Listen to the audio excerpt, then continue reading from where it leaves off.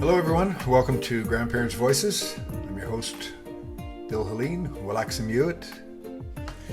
I'm focusing today on the topic of grooming and how it is such a taboo thing to discuss for everybody, especially in family environments, and looking at incidents that happen and have been happening through the years where people have you ever thought something was seen normal, these things. only to realize it wasn't?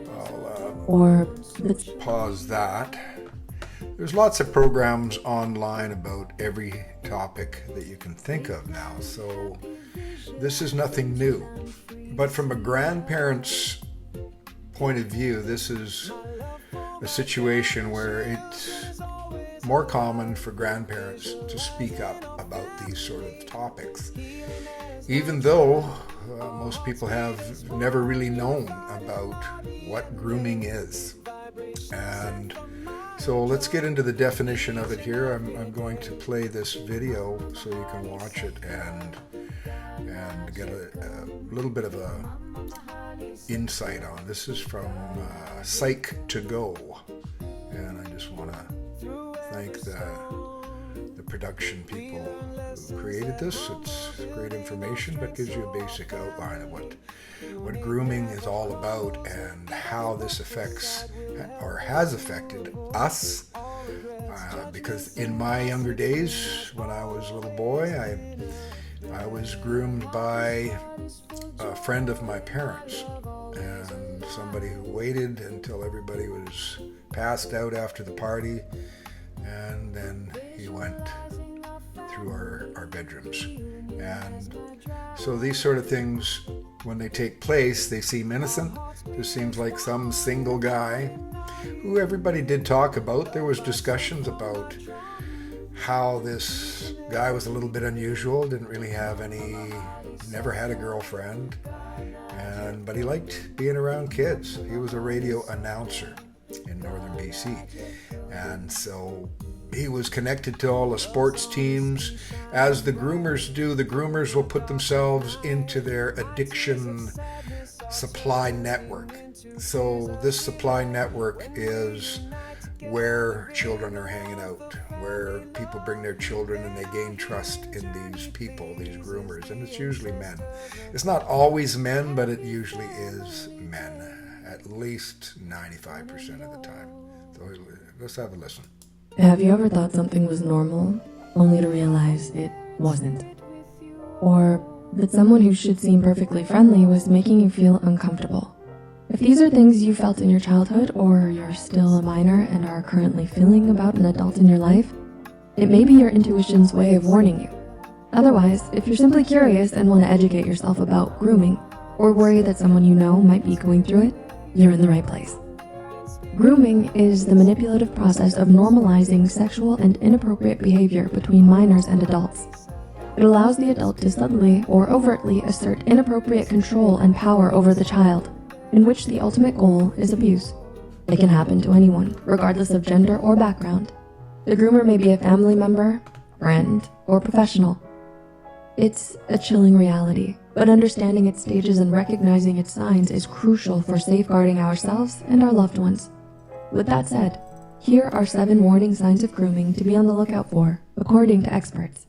A quick note before we continue: accusing someone of grooming holds serious consequences, so it's important to approach these situations with care and consideration. Speaking out against grooming is crucial, but it's also important to acknowledge the nuance.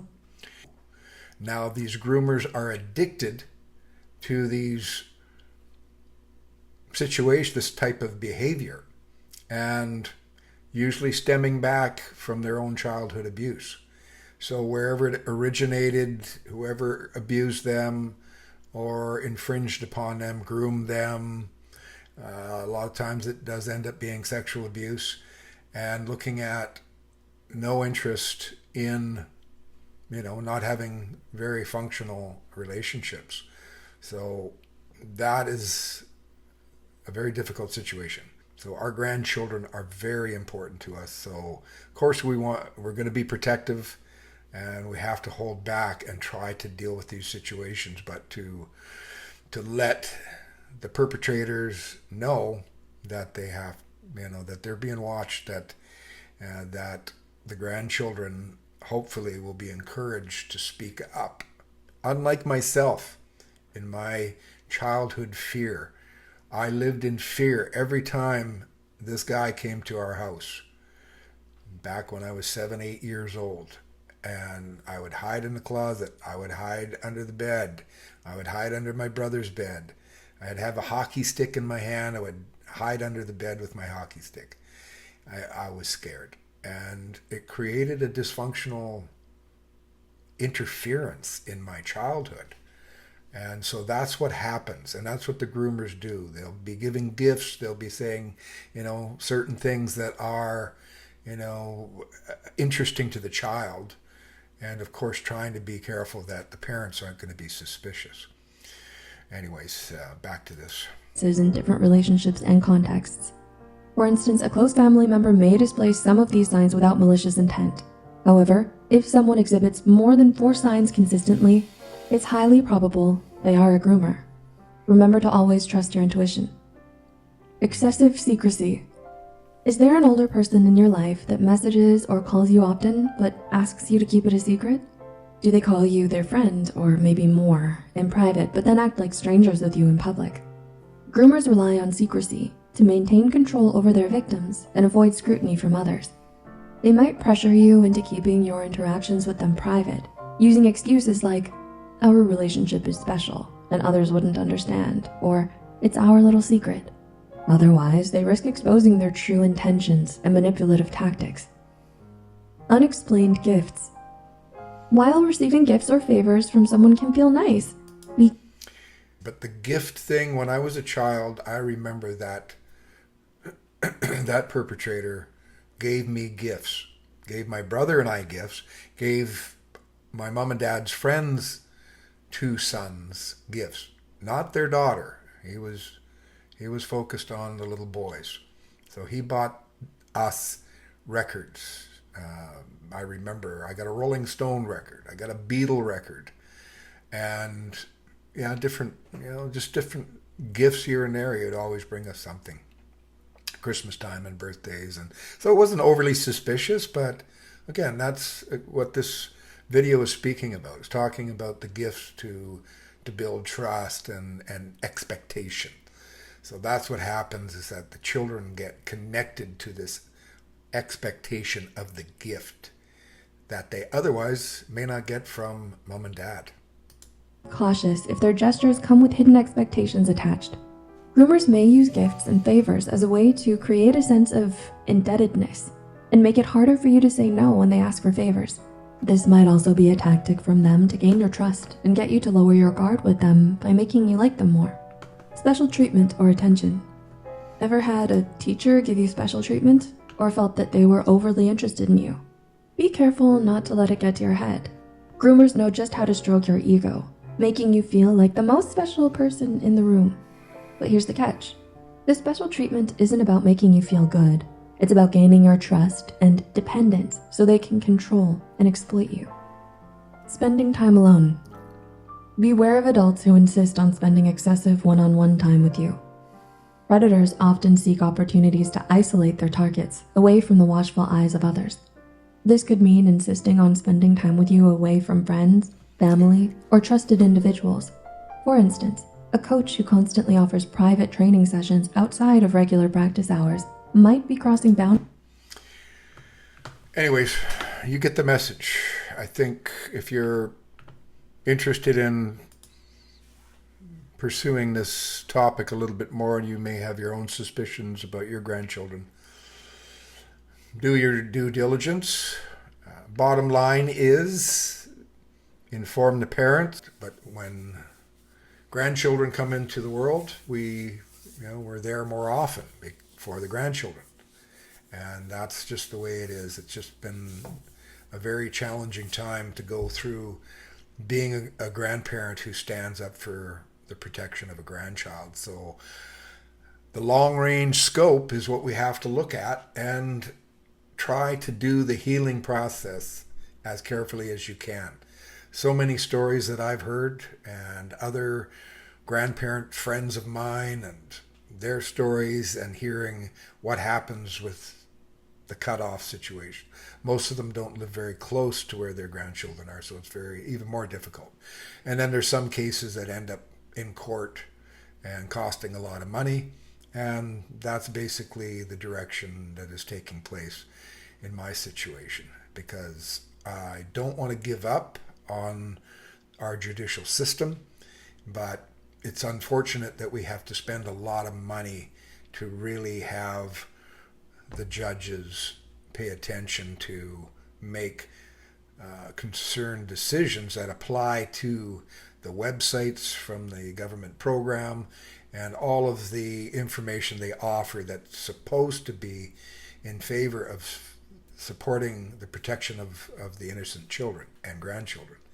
And most of the time for grandparents, as most of you know if you've been going through this already, there's really no rights for grandparents.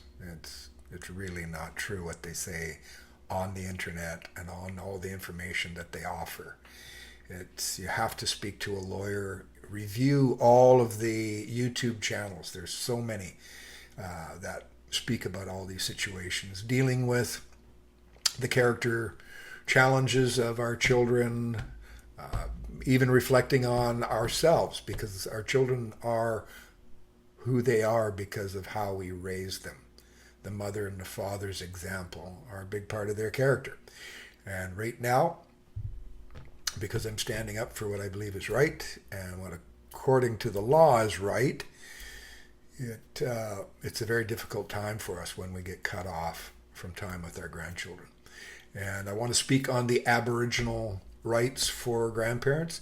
That is a little more of a opportunity for you to have a decision made by a judge based upon your Aboriginal input, cultural input into your grandchildren's lives. So I want to make that clear, is that is the best and one of the only ways, unfortunately, if you have cultural input with your grandchildren. It's really important. I've always had cultural input from my Aboriginal history, culture, and background. I raised my children actively in Aboriginal programs, drum dancing and storytelling and art shows and things like that. So my grandchildren all have access to that. So it's been that kind of challenging journey that we have to endure when we make these concerned decisions and focus on doing what's right, trying to do things through the court.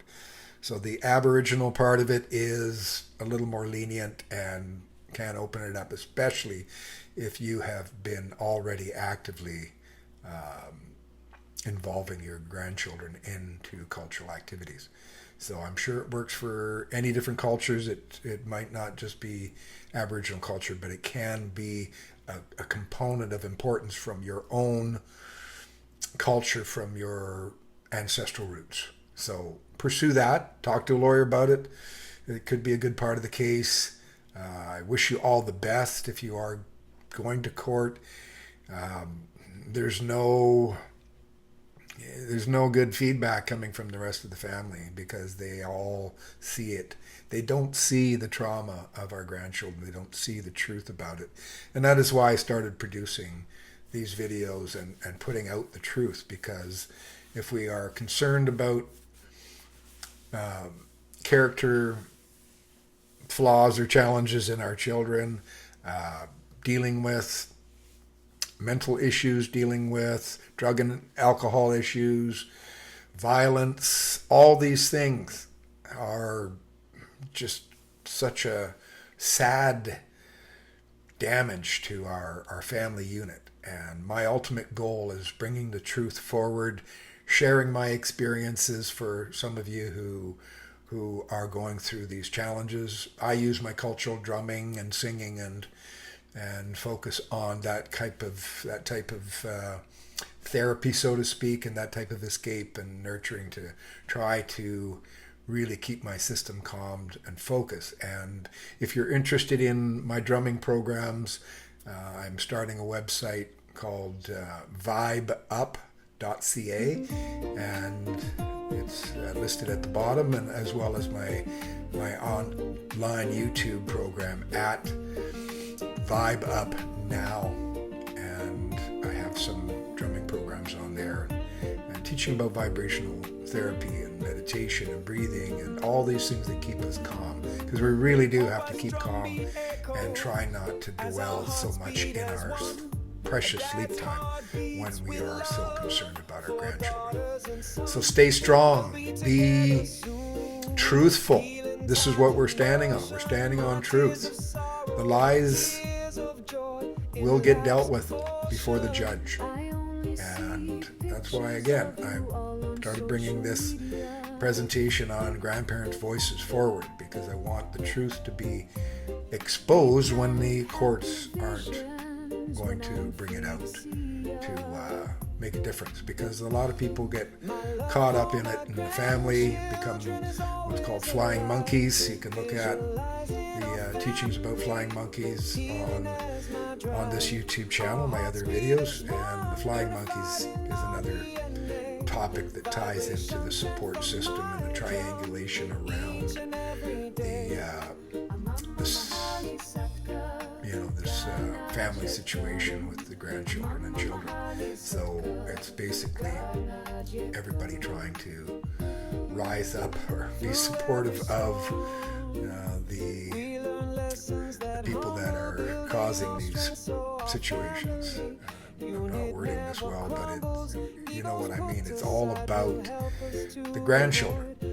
Everybody keeps avoiding the grandchild and the topic of the grandchild. The grandchild's okay, because they haven't been around the grandchild as much as grandparents. The children, again, are in denial of making mistakes, and especially if addictions are involved, addictions will create a big supported network of the lies, the cover-ups. I know. I used to be there. I used to be addicted to drugs and alcohol, porn, and all these things were deteriorating my life. All these things were deteriorating my relationships. But it was all a part of the cover-up of the damage done in our past. And so deal with the root and deal with the generational curses. We're taking power over those generational curses, and we're transforming our lives based upon truth, love, and determination. Never give up on your grandchildren. It's a tough battle, but it'll be worth it. It really is worth it when they know you care. All right? They need to have hope. They need to have some hope or bright light at the end of the tunnel until the truth is bringing out the actual healing of the deeper rooted addictions and trauma issues. So, like I say, stay strong, be powerful in who you are, and never give up on your grandchildren. Deutsch. Boundaries into potentially dangerous territory. Allowing things your parents forbid. Say your parents forbid you from going out past midnight or watching graphic movies, but you had an adult friend spirit.